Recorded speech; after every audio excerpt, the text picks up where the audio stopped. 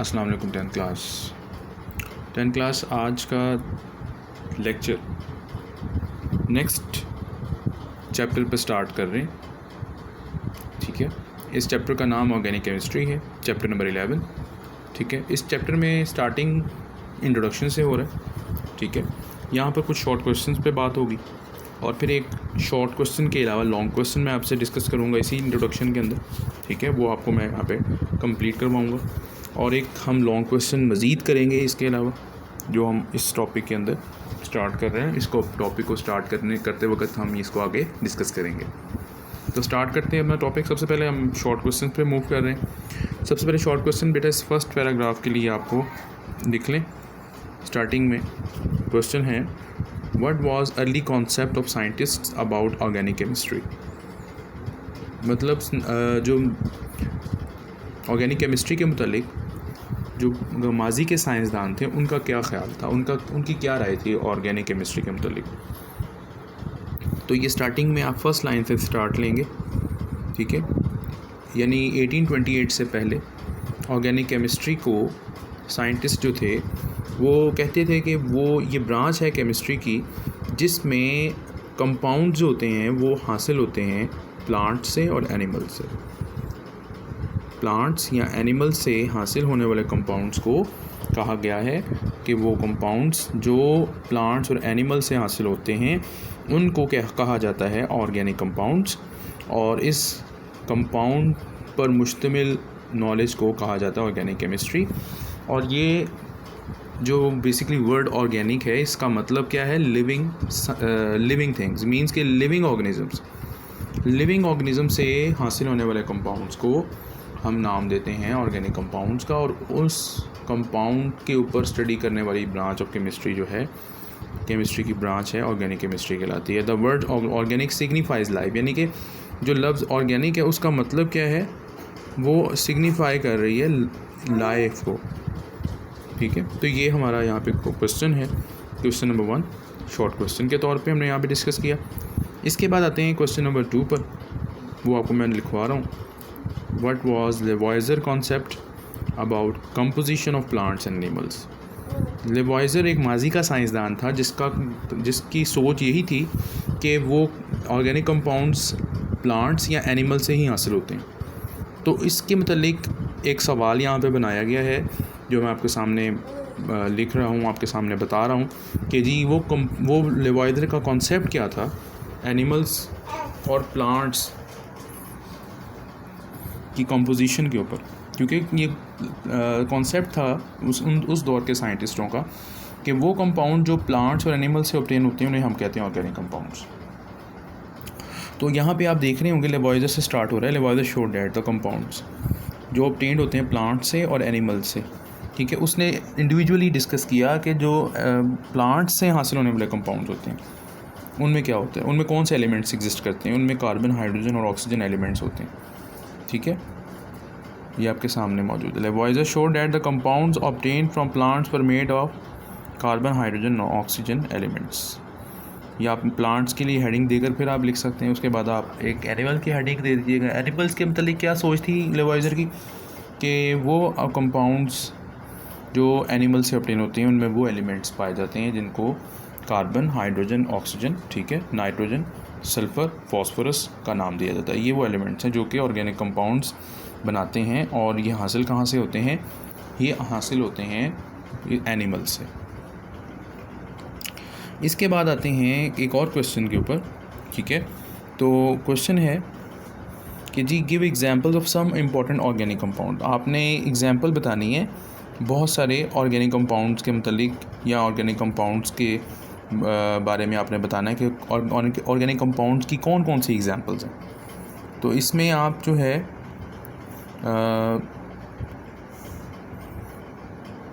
Next page पे आप देखेंगे कि आपको एग्जांपल्स मिल जाएंगी। ठीक है, इसमें आप देखें तो ऑर्गेनिक कंपाउंड्स की एग्जांपल्स में शामिल हैं कार्बोहाइड्रेट्स हैं, प्रोटीन्स हैं, लिपिड्स हैं, एंजाइम्स हैं, वाइटामिन्स हैं, ड्रग्स हैं। ठीक है, फार्मास्यूटिकल प्रोडक्ट्स हैं, फर्टिलाइज़र्स हैं, पेस्टिसाइड्स हैं, पेंट्स हैं, डाइज़ हैं, सिंथेटिक रबर्स हैं, प्लास्टिक्स हैं, आर्टिफिशियल फाइबर्स हैं और बहुत सारे पॉलीमर्स हैं। ये सारे के सारे वो कंपाउंड्स हैं, ऑर्गेनिक कंपाउंड्स हैं ठीक है, जिनके मतलब कहा जाता है कि जी ये जिसमें जो कि ज़्यादातर हमारे आम रोज़मर्रा ज़िंदगी में इस्तेमाल होते हैं, ठीक है। इसके ये क्वेश्चन आप यहाँ पर मेंशन कर लीजिएगा। इसके बाद आते हैं कि जी नेक्स्ट क्वेश्चन है, how was vital force theory rejected. How was vital force theory rejected. Vital force theory को रिजेक्ट कैसे किया गया, ये हमने यहाँ पे बताना है। इसमें आप यहाँ पर थोड़ा सा इसकी सेकंड पैराग्राफ में देखिएगा, तो आपको सेकंड पैराग्राफ में इसके मतलब कुछ हिस्ट्री मिलेगी वाइटल फोर्स थ्योरी के मतलब, वो आपको मैं भी थोड़ा सा डिस्कस करूँगा। मगर अभी हमारा जो टॉपिक है उसमें हम ये डिस्कशन करने जा रहे हैं कि रिजेक्शन कैसे हुई। तो रिजेक्शन में यहाँ पर लिखे हैं आपके इसके जो सेकंड पैराग्राफ से निचली लाइन्स हैं, the vital force theory suffered death below in 1828 when Wohlert synthesized the first organic compound urea from an organic substance by heating ammonium cyanide। ठीक हो गया। अमोनियम साइनेट को गर्म करने से 1828 में और वाइटल फोर्स थ्योरी के मतलब जो मालूमात थी उनको ख़त्म कर दिया गया, मालूमात को गलत करार दे दिया गया कि ऐसी बात करना कि जी ऑर्गेनिक कंपाउंड्स जो हैं वो सिर्फ प्लांट्स और एनिमल्स से ही हासिल होते हैं, ये चीज़ें कॉन्सेप्चुअली गलत हैं। इसको सबसे पहले 1828 में वोलर नामी साइंटिस्ट ने इसको रिजेक्ट करवा दिया वाइटल फोर्स थ्योरी को, क्या करके अमोनियम साइनेट एक इनऑर्गेनिक कंपाउंड है, उससे ऑर्गेनिक कंपाउंड यूरिया तैयार करके ये काम कर दिया गया। तो इसकी इक्वेशन भी आपने मेंशन कर लेनी है। फिर एक और चीज़ मेंशन कर लेनी है, यहाँ से नीचे आ जाएं तो आपको बाद में पता चलेगा, यहाँ पे नेक्स्ट लाइन में लिखा हुआ है कि वाइटल फोर्स थ्योरी को मज़ीद ख़त्म कर दिया गया, तब ख़त्म किया गया जब कोलब्रिग नामी साइंटिस्ट ने 1845 में क्या किया था, वो एसिटिक एसिड प्रिपेयर किया था लेबॉर्ट्री के अंदर।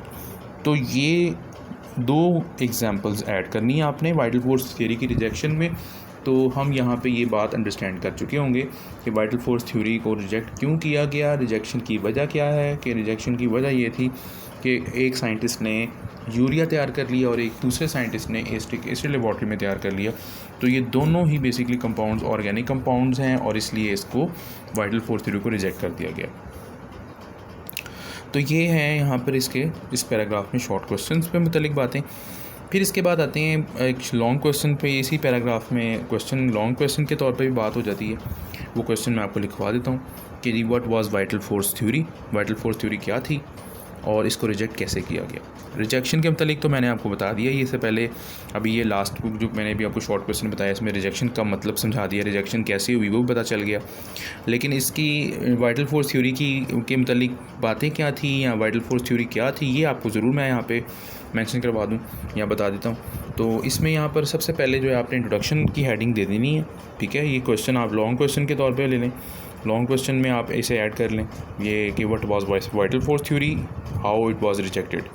अगर 4 मार्क्स का आ जाए तो आप इसको कैसे मैनेज करेंगे इस सवाल को, तो आप यहाँ मैनेज कर सकते हैं। तो यहाँ पे आप इंट्रोडक्शन सबसे पहले देंगे कि जी अर्ली 19th सेंचुरी एक स्वीडिश केमिस्ट था जिसका नाम जैकोब बेrzelius था। उसने आप सबसे पहले क्या किया, वाइटल फोर्स थ्योरी की बुनियाद रखी जो कि बाद में गलत साबित हुई। ठीक हो गया।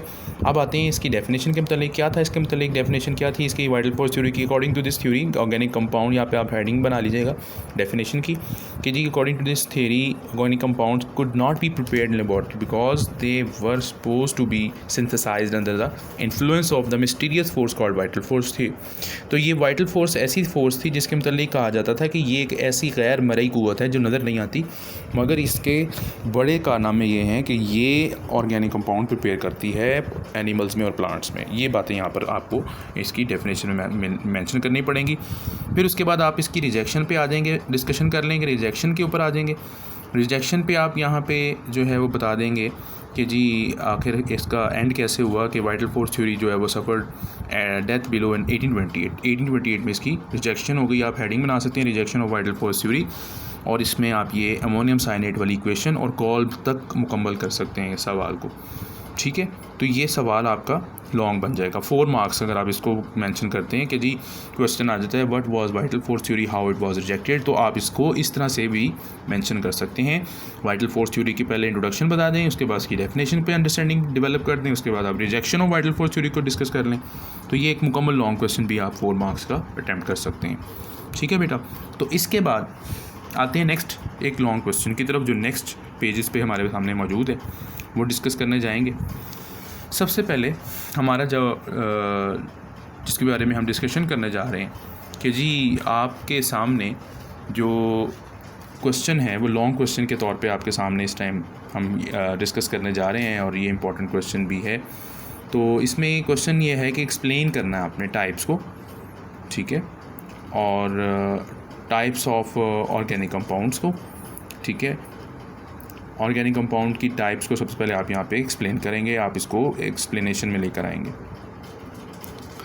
ये असल में ये क्वेश्चन जो है थोड़ा सा आप यूँ समझ लें, इसमें ऑर्गेनिक कंपाउंड्स के मतलब बात की गई है, वो भी आप थोड़ा सा इसमें अंडरस्टैंड करेंगे, वो मैं आपको एज अ शॉर्ट क्वेश्चन के तौर पे वो मार्क करवा देता हूँ। बाकी जो मेन हेडिंग, जो मेन क्वेश्चन जो है आपके सामने, वो यही है कि आपने एक्सप्लेन करना है टाइप्स ऑफ ऑर्गेनिक कंपाउंड्स, या फार्मूला ऑफ एक्सप्लेन करनी है types of formulae of organic compounds. आपने ऑर्गेनिक कंपाउंड्स की जो फार्मूला है उसको एक्सप्लेनेशन में लेकर आना है। ऑर्गेनिक फार्मूला जो है ऑर्गेनिक कंपाउंड के फार्मूलाए को एक्सप्लेन करना है आपने। तो सबसे पहले हमें चलना है ऑर्गेनिक कंपाउंड की डेफिनेशन पर, जो शॉर्ट क्वेश्चन के तौर पे आपसे पूछी जा सकती है कि what do you know about organic compound, और साथ ही साथ ये भी पूछ सकते हैं कि जी ऑर्गेनिक केमिस्ट्री की डेफिनेशन क्या है, ठीक है। और इससे मुतल्लिक आगे हम मज़ीद डिस्कशन में बात करते जाएंगे। सबसे पहले क्वेश्चन आप लिख लें, शॉर्ट क्वेश्चन इस पैराग्राफ में, जिसमें ऑर्गेनिक कंपाउंड के मुतल्लिक वाज़ह तौर पे बताया गया, ऑर्गेनिक कंपाउंड किसे कहते हैं वो बताना है यहाँ पे। तो आप लिख लें question what are organic compound, organic compounds होते क्या हैं। तो इसमें थोड़ा सा मैं आपको मैग्नीफाई करके बता देता हूँ इसकी डेफिनेशन ऑर्गेनिक कंपाउंड की। तो ऑर्गेनिक कंपाउंड का जो उनकी जो डेफिनेशन है वो यहाँ पर इस तरह से बताई जा रही है, ये आप देख सकते हैं। इसमें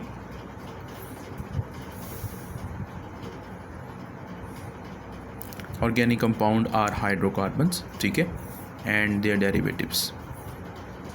मीन्स के यहाँ पर उसने थोड़ा सा इसको लिखते वक्त हाइड्रोकार्बन्स कह दिया है और साथ इसको एक्सप्लेन कर दिया है ब्रैकेट में compounds of carbon and hydrogen and their derivatives, ठीक है, in which covalently bonded carbon is an essential constituent. ठीक हो गया। तो ये आप इसको मुकम्मल heading organic chemistry, organic compound की हेडिंग बना लें। ऑर्गेनिक कंपाउंड की हेडिंग बना के ये आप इसमें ये लाइन मेंशन कर दें कि organic compounds are hydrocarbons and their derivatives, ठीक है, in which covalently bonded carbon atom carbon is an essential constituent. ये इसकी डेफिनेशन ऑर्गेनिक कंपाउंड की। अच्छा जी, इसके बाद आते हैं जी एक हेडिंग आप बना सकते हैं इसमें number of organic compounds. Number of organic compound में आप यहाँ पे सबसे पहली लाइन पे देख लीजिएगा, there are about 10 million of organic compounds are and 1000 of new organic compounds are being prepared every year. यानी हर साल तकरीबन जो है आप समझ लें 10,000 हज़ारों के करीब जो है वो कहता है कि इसमें कंपाउंड्स बनाए जाते हैं और तैयार किए जाते हैं। मगर अब तक जो कंपाउंड्स की जो मालूम करता तादाद है वो तकरीबन 10 मिलियन के करीब है। 10 मिलियन ऑर्गेनिक कंपाउंड जो हैं वो बनाए जा चुके हैं और हर साल हज़ारों की तादाद में कहता है न्यू ऑर्गेनिक कंपाउंड्स प्रिपेयर होते हैं, ठीक है। तो ये आप नंबर ऑफ़ ऑर्गेनिक कंपाउंड्स के हेडिंग में आप बनाकर ये लिख सकते हैं। तो ये शॉर्ट क्वेश्चन बन गया जी, what are organic compounds. Organic compounds क्या होते हैं जी? ऑर्गेनिक कंपाउंड्स बेसिकली क्या है, हाइड्रोकार्बन्स हैं और इसके साथ साथ डेरिवेटिव्स हो जाते हैं। और इसके साथ साथ ये है कि कार्बन जो है वो उसमें बींगा एक आप कह लें कि कॉन्स्टिट्यूएंट होता है, ठीक है, एसेंशियल कॉन्स्टिट्यूएंट, एक अहम तरीन रुकन होता है तमाम ऑर्गेनिक कंपाउंड्स का, ठीक है। तो इसलिए इसको हम यहाँ पर ऑर्गेनिक कंपाउंड कहते हैं। अच्छा, इसके बाद आते हैं इसकी आगे मज़ीद एक शॉर्ट क्वेश्चन की तरफ चलते हैं, what is organic chemistry. Organic chemistry क्या है? तो इसमें कॉन्स्टिट्यूएंट से अगली लाइन ही ऑर्गेनिक केमिस्ट्री की डेफिनेशन आती है, the branch of chemistry which deals with the study of hydrocarbons, ठीक है, एंड देयर डेरिवेटिव्स। हाइड्रोकार्बन और डेरिवेटिव्स के ऊपर जो स्टडी होती है उसे ऑर्गेनिक केमिस्ट्री कहते हैं। ये आपकी यहाँ पे डेफिनेशन आ गई ऑर्गेनिक केमिस्ट्री की, ठीक है। तो आप यहाँ पे ऑर्गेनिक केमिस्ट्री की डेफिनेशन को भी मेंशन कर सकते हैं, ठीक है। तो ये हमारे पास जो है ये शॉर्ट क्वेश्चन हैं दोनों, ऑर्गेनिक कंपाउंड्स और ऑर्गेनिक केमिस्ट्री, ठीक है। तो इसमें हम यहाँ पर इसमें ये बताना ज़रूरी समझेंगे कि जी ऑर्गेनिक कंपाउंड्स क्या हैं वो बताएंगे, साथ ही साथ इसकी नंबर ऑफ़ ऑर्गेनिक कंपाउंड्स क्या हैं वो बता देंगे। ऑर्गेनिक केमिस्ट्री में सिर्फ डेफिनेशन बता देंगे आप। तो ये मुकम्मल शॉर्ट क्वेश्चन, 2 शॉर्ट क्वेश्चन इस पैराग्राफ में कंप्लीट हो जाएंगे। ठीक हो गया बेटा। इसके बाद मैंने नेक्स्ट पेज पर मूव कर रहा हूँ।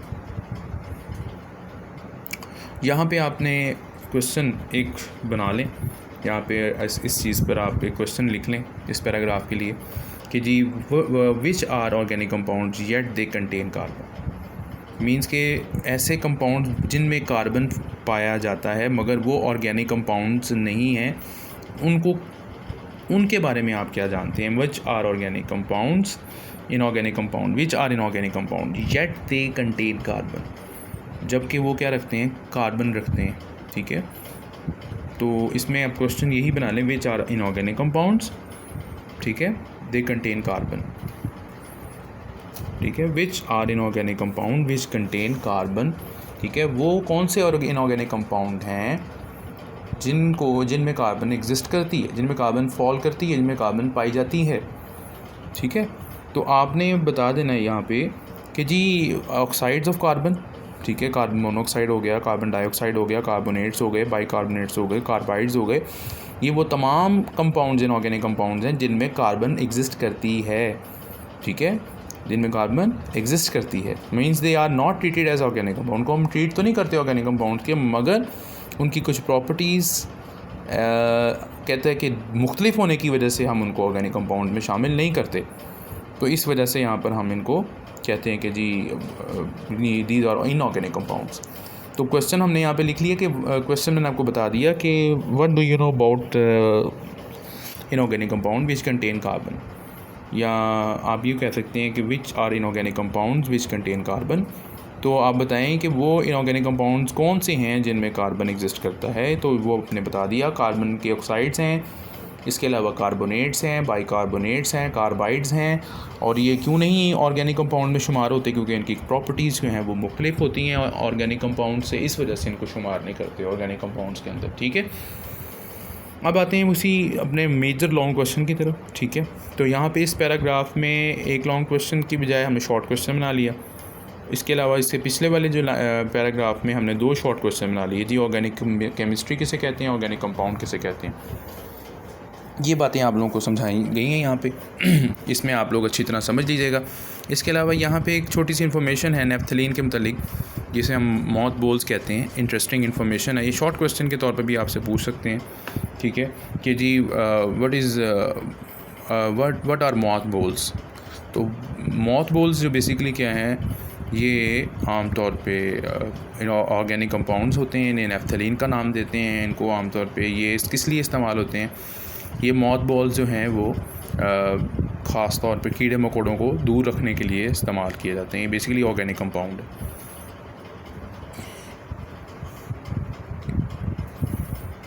इसके बाद आते हैं अपने नेक्स्ट लॉन्ग क्वेश्चन की तरफ, जो मैंने अभी आपसे क्वेश्चन डिस्कस किया था कि लॉन्ग क्वेश्चन के तौर पे हमने यहाँ पे बात की, मैंने आपसे की थी कि जी क्वेश्चन हमारा ये है कि explain the types of formulae of organic compounds. आपने टाइप्स ऑफ ऑर्गेनिक कंपाउंड्स के फार्मूलाए की एक्सप्लेनेशन बतानी है कि write down the types of formulae of organic compounds.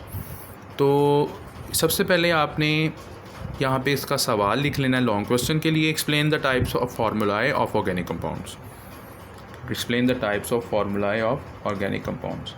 आपने टाइप्स ऑफ फार्मूलाए लिखने हैं ऑफ ऑर्गेनिक कंपाउंड्स के, फार्मूला की इकसाम लिखनी है जो ऑर्गेनिक कंपाउंड के लिए फार्मूला इस्तेमाल करते हैं।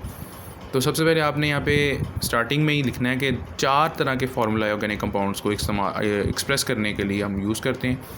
सबसे पहले हम डिस्कशन में लेकर आते हैं उनके नाम। तो उस नामों को आप लिख लें। मॉलिक्यूलर फार्मूला है, स्ट्रक्चरल फार्मूला है, कंडेंस्ड फार्मूला है, डॉट एंड क्रॉस फार्मूला। ये आपने यहाँ पर इसके चारों के नाम जो है ज़रूर एक्सप्लेन नहीं करने, जस्ट नाम लिखने हैं। उसके बाद आगे वन बाय वन आप डिस्क्रिमिनेशन की तरफ चले जाएंगे। मॉलिक्यूलर फार्मूला पहले लिख लेंगे।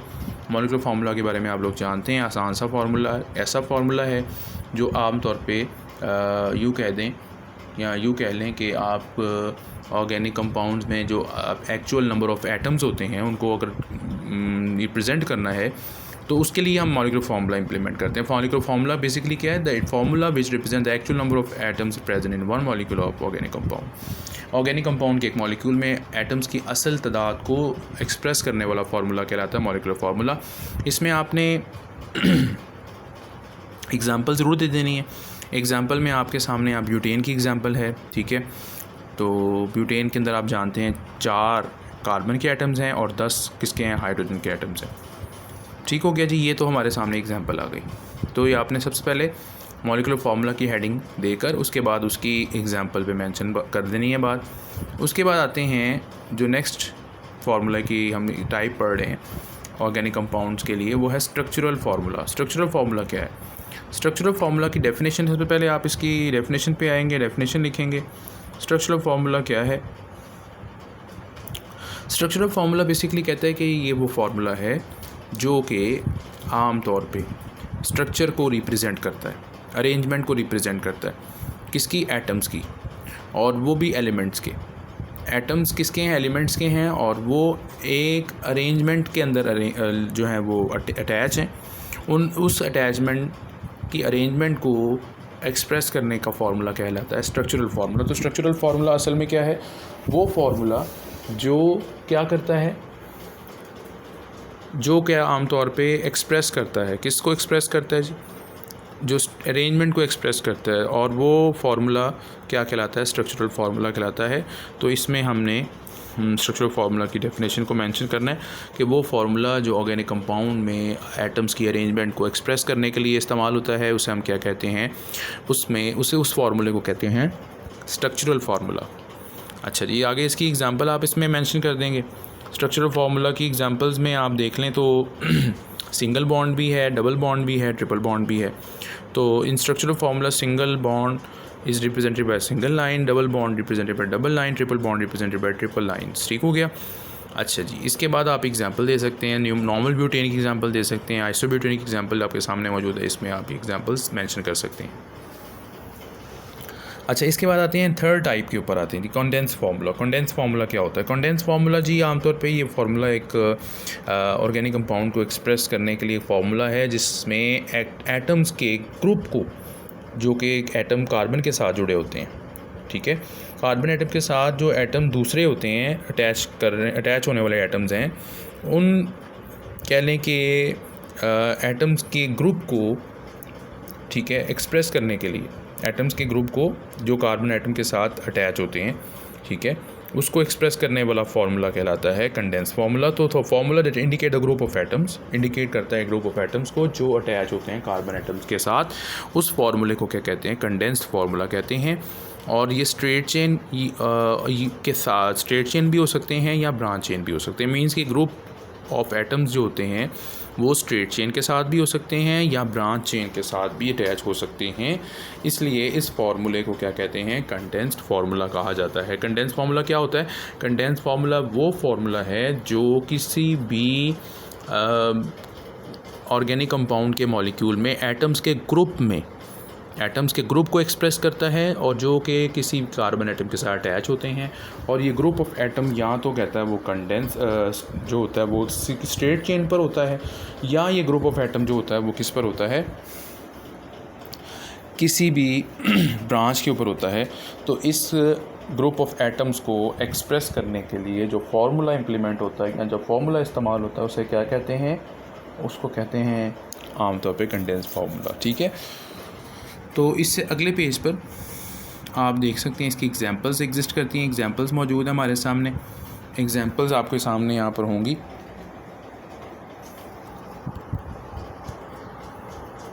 ये आपके सामने नॉर्मल ब्यूटेन की एग्जांपल है और एक आइसोब्यूटेन की एग्जांपल है। इसमें आप देखें कार्बन एटम के साथ ग्रुप ऑफ एटम्स को अटैच किया हुआ है। हाइड्रोजन के 3 एटम्स हैं वो ग्रुप की शक्ल में हैं, 2 एटम्स हैं वो भी ग्रुप की शक्ल में हैं। तो ये ग्रुप ऑफ एटम्स को रिप्रेजेंट करने के लिए इस्तेमाल होता है फार्मूला। इसे कहते हैं जी, कौन सा फार्मूला कहते हैं? Condensed formula. इसके बाद आते हैं एक नेक्स्ट लास्ट इसकी एक फार्मूले की लास्ट इसकी टाइप आ जाती है इसको कहते हैं इलेक्ट्रॉनिक और डॉट एंड क्रॉस फार्मूला, यानी वो फार्मूला जिसमें इलेक्ट्रॉन्स को दो एटम्स के दरमियान शेयरिंग करते हुए दिखाया गया हो, उस फार्मूले को क्या कहते हैं, इलेक्ट्रॉनिक और डॉट एंड क्रॉस फार्मूला कहते हैं। ठीक है, यानी वो फार्मूला जिसमें दो एटम्स के दरमियान शेयरिंग का अमल जो है इलेक्ट्रॉन्स की मदद से दिखाया जाए, मींस डॉट और क्रॉस की मदद से दिखाया जाए, वो शेयरिंग का अमल कहलाता है। वो शेयरिंग का अमल उस तरीके से ज़ाहिर किया जाता है तो वो फार्मूला क्या कहलाता है, डॉट एंड क्रॉस फार्मूला कहलाता है या इलेक्ट्रॉनिक फार्मूला कहलाता है। ठीक है, इसको हम डॉट एंड क्रॉस और इलेक्ट्रॉनिक फार्मूला भी कहते हैं। तो आपके सामने एग्जांपल्स मौजूद हैं, इसमें आप देख सकते हैं ये ब्यूटेन की एग्जांपल है, इसमें डॉट एंड क्रॉस की एग्जांपल आपको प्रॉपरली एक्सप्लेन की जा रही है। इस तरह यहाँ पर आप देखें तो ब्यूटेन के अलावा प्रोपेन की एग्जाम्पल भी है। दोनों एग्जाम्पल्स आपके सामने, इनमें कार्बन के और हाइड्रोजन के दरमियान जो इलेक्ट्रॉन की शेयरिंग हुई है उसको डॉट और क्रॉस से दिखाया गया। तो आप इसको प्रॉपरली इसको देख लीजिएगा फार्मूले को।